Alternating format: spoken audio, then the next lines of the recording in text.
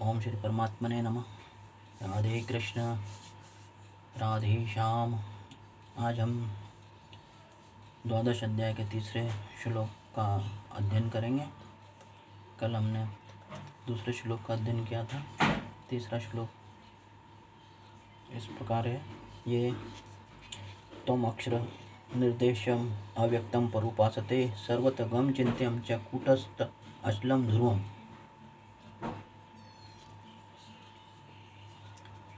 सन्मेन्द्रियाम सर्वत संबुद्धय ते पाप्यवन्ति मामेव सर्वभूते हिते रता।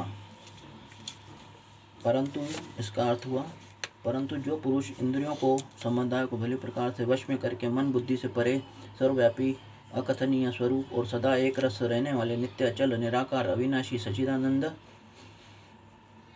ब्रह्म को निरंतर एक ही भाव से ध्यान करते हुए भजते हैं, वे संपूर्ण भूतों के हित में रत सब में समान भाव वाले योगी मुझको ही प्राप्त होते हैं। सच्चिदानंद का अर्थ क्या है? जो मन बुद्धि का विषय न हो, जो अचिंतनीय हो। प्रश्न, सर्वतगम का क्या अर्थ है? जो आकाश के भांति सर्वव्यापी हो, कोई भी जगह उसमें खाली न हो, उसे सर्वत्र कहते हैं। प्रश्न, अनित्यशम का क्या अर्थ है? जिसका निर्देश नहीं किया जा सकता, किसी की भी युक्ति या उपमा से जिसका स्वरूप समझाया या बतलाया नहीं जा सकता, उसे अनिर्देश कहते हैं। प्रश्न, कूटस्थ का क्या अर्थ है? उत्तर, जिसको कभी भी किसी कारण से परिवर्तन न हो, जो सदा एक रस हो, कूटस्थ कहते हैं। प्रश्न, ध्रुवम का क्या अर्थ है? उत्तर, जो नित्य और निश्चित हो, जिसकी सत्ता में किसी प्रकार का संचय न हो, जिसका कभी अभाव न हो, उसे ध्रुव कहते हैं। प्रश्न, अचलम का क्या अर्थ है? उत्तर, जो हलन चलन की क्रिया से सर्वथा रहित हो, उसे अचल कहते हैं। अव्यक्तम का क्या अर्थ है? जो किसी भी इंद्रिय का विषय न हो, अर्थात जो इंद्रियों का जानने में न आ सके, जिसका कोई रूप या आकृति न हो, उसे अव्यक्तम कहते हैं। अक्षरम का क्या अर्थ है? जिसका कभी किसी भी कारण से विनाश न हो, उसे अक्षर कहते हैं। प्रश्न, इन सब विश्लेषणों प्रयोग का क्या भाव है? उस ब्रह्म को श्रेष्ठ उपासना करना क्या है? उत्तर, उपयुक्त विश्लेषणों से निर्गुण निराकार ब्रह्म के स्वरूप का प्रतिपादन किया गया है। इस प्रकार उस परम ब्रह्म का उपयुक्त स्वरूप समझाकर अमित्र भाव से निरंतर ध्यान करते रहना ही उसकी उपासना करना है। प्रश्न, सर्वभूत हिते रता का क्या भाव है?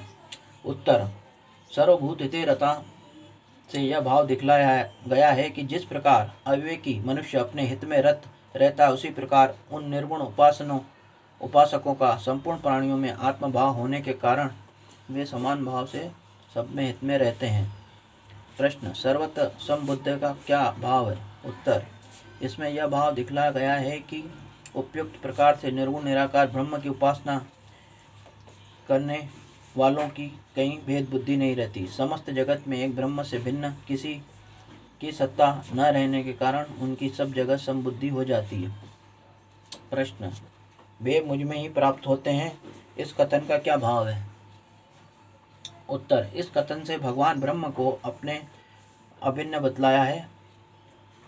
में अभिन्न बतलाया अभिप्राय यह है कि उपयुक्त उपासना का फल जो निर्गुण ब्रह्म की भांति है, वह मेरी प्राप्ति है, क्योंकि ब्रह्म मुझसे भिन्न नहीं है और मैं ब्रह्म से भिन्न नहीं हूँ, वह ब्रह्म में ही हूँ। यह भाव भगवान ने 14वें अध्याय के 27वें श्लोक में ब्रह्मणो ही प्रतिष्ठामहम्, अर्थात मैं ही ब्रह्म की प्रतिष्ठा हूँ, इस कथन में दिखलाया है। प्रश्न, जब दोनों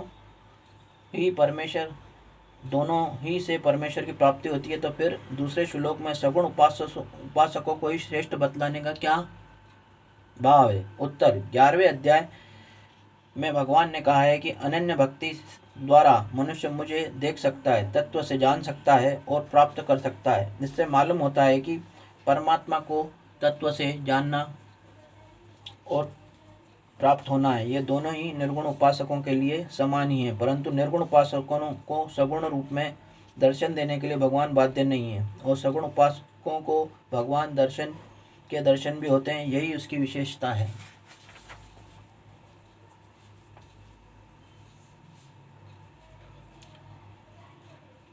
इस प्रकार निर्गुण उपासना और उसके फल का प्रतिपादन करने के पश्चात अब देववानियों के लिए अव्यक्त गति को प्राप्ति कठिन बतलाते हैं। इस प्रकार 12वें अध्याय के 3 श्लोक का हमने अर्थ समझा।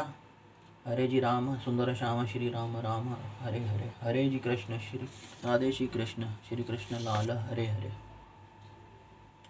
ओम नारायण नारायण गोविंद गोविंद गोपाल गोपाल गोपाल गोपाल गोपाल गोपाल गोपाल गोपाल गोपाल गोपाल गोपाल गोपाल गोपाल। जय श्री राधे।